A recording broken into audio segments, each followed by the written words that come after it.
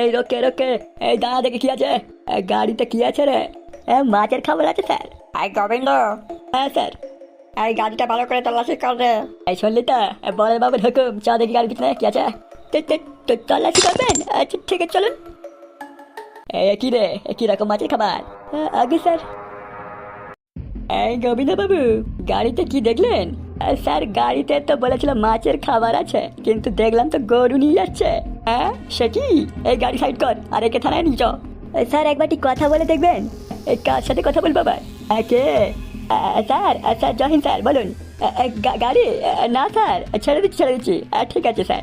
গোবিন্দ বাবু, এক্ষুনি আপনি আমার চাকরিটা খেতেন। ওটা কার গাড়ি জানেন? ছেড়ে দিন। তুমি বাবু যাও, এই গাড়ি ছেড়ে দাও, যেতে দাও। আজকে এই শুকনো খড়গুলো খেয়ে নে মা, কালকে তোকে আমি মাঠে বেঁধে দিয়ে আসবো।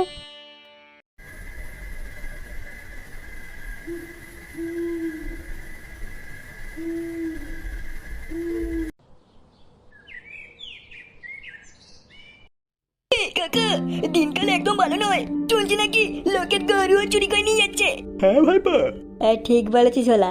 আমি শুনলাম তো পাশের গ্রাম থেকে 30টা গরু নাকি রাতে চুরি গেছে কালকে। এর পিছনে কোনো বড় সড়ো গোষ্ঠী আছে মনে হয় ভাইপা। কাকা আমরা কি কিছু করতে পারি না? জানি না ভাইপা। দারোগা বাবু, আসবো?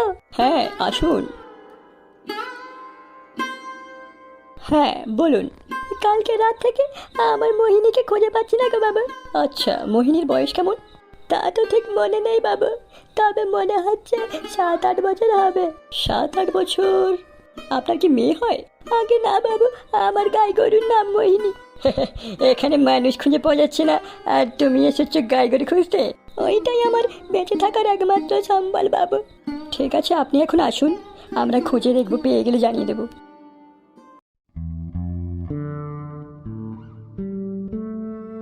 ও ডাকমা, এই কোথায় গেছিলে?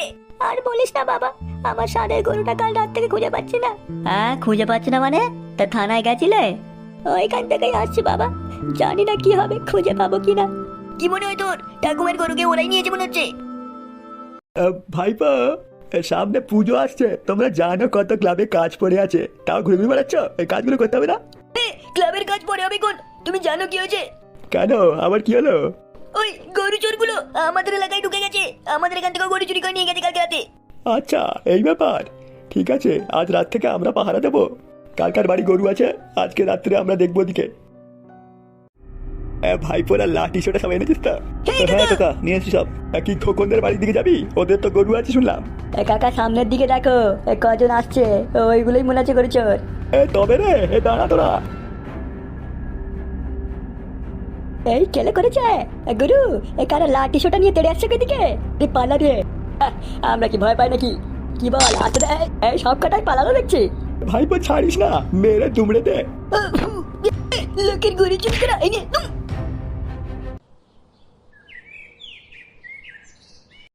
স্যার এই দেখুন, এই কয়েকদিন ধরে যে গরু চুরি হচ্ছিল তার মধ্যে একজনকে ধরেছি।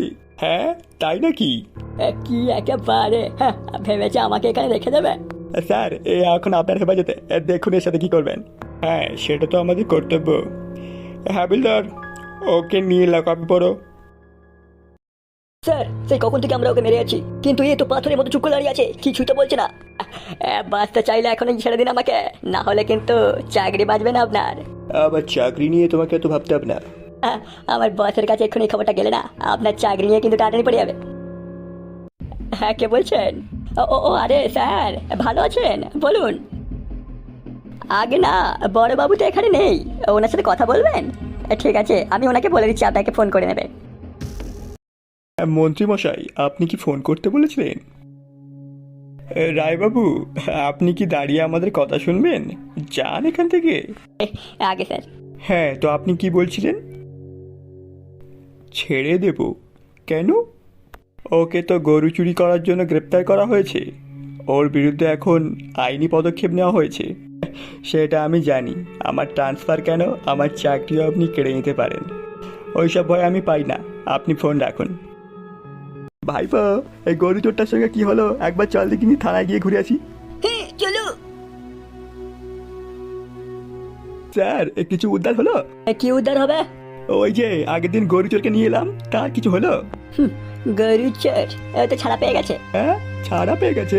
আর আমাদের বড়বাবু, উনি কোথায়?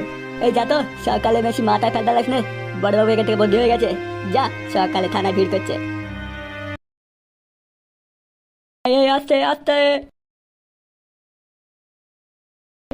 কেন ভুলে গেলে নাকি কার গাড়ি এটা? আমি থাকতে কোনো বেআইনি কাজ আর এখানে হবে না, কোনো বেআইনি গাড়ি পাওয়া যাবে না, সাইড করো।